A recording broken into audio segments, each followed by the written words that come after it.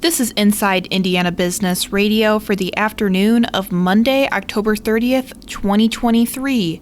I'm Kate Sharon. Canadian Solar plans to invest $800 million to build a solar photovoltaic cell production facility in the River Ridge Commerce Center in Jeffersonville and create 1,200 jobs over the next several years. The facility will be the company's second solar module production plant in the United States. When complete, Canadian Solar said the plant will have an annual production output of 5 gigawatts, the equivalent of about 20,000 high-power solar panels a day. The finished cells will be shipped to the company's new assembly facility in Texas, which was announced earlier this year. Production at the Jeffersonville plant is expected to begin by the end of 2025. The IEDC has offered Canadian Solar up to $9.7 million in conditional tax credits, up to $400,000 in training grants, up to $2 million in redevelopment tax credits, and up to $200,000 in manufacturing readiness grants.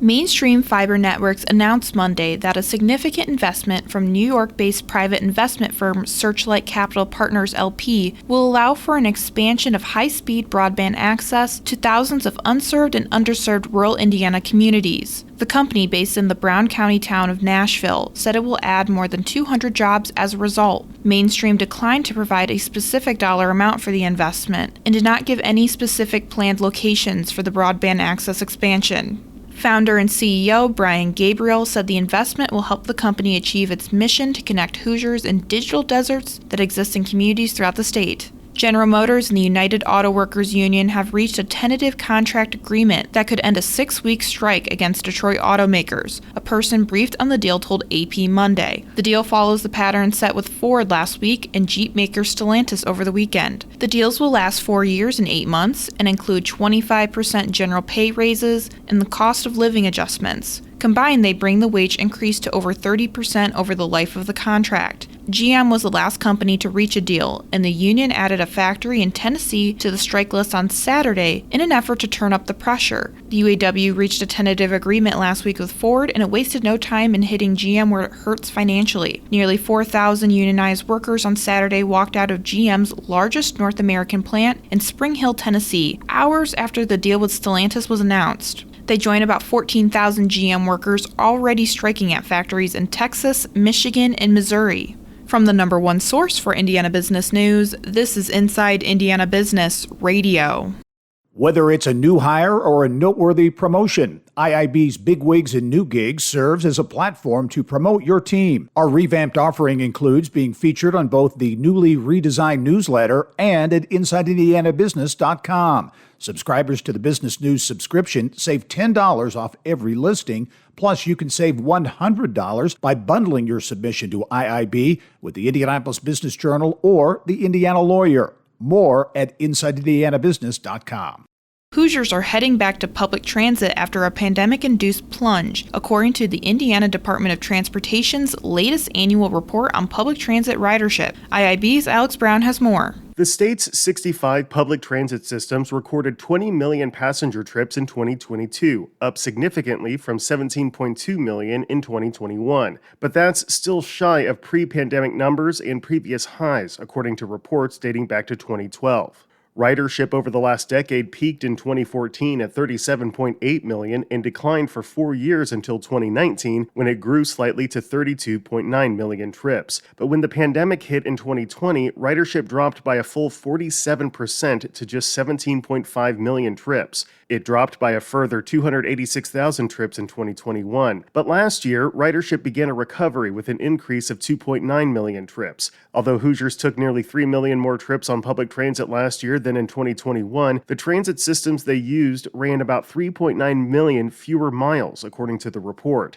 All 5 classes of transit systems, large and small fixed route, urban and rural demand response, and commuter rail, experienced mileage declines.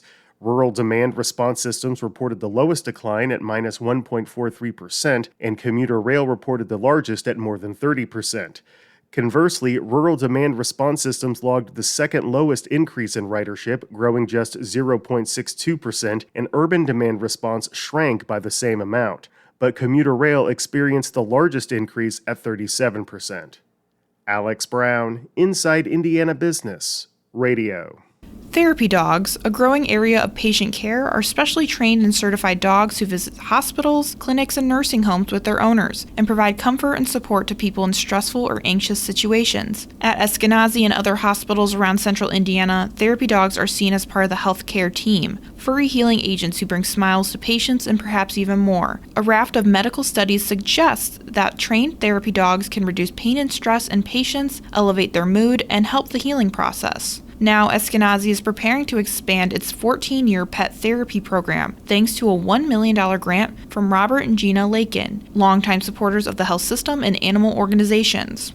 The president of the Indianapolis Motor Speedway says officials are looking toward the future after a recent study found that IMS generated more than $1 billion in economic impact for the state over a one-year period. The study, conducted by the Indiana Public Policy Institute, showed the overall number was approximately double that from a similar study conducted a decade ago. And while IMS officials were pleased with the results of the study, Doug Bowles said they are close to getting back to their plans for growth that has been stalled by the COVID-19 pandemic. Ideas that had been discussed include a possible hotel, convention center, and others, which Bowles said that Roger Penske was interested in when he bought the Speedway in 2019. Governor Eric Holcomb recently made appointments to several Indiana boards and commissions, including the Indiana University Board of Trustees, Indiana Board of Accountancy, Underground Storage Tank Financial Assurance Board, and the Indiana Board of Pharmacy. Check out who was appointed at InsideIndianaBusiness.com.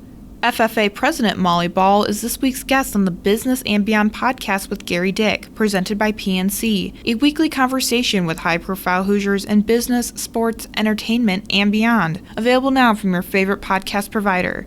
I'm Kate Sharon for Inside Indiana Business, Radio on Demand.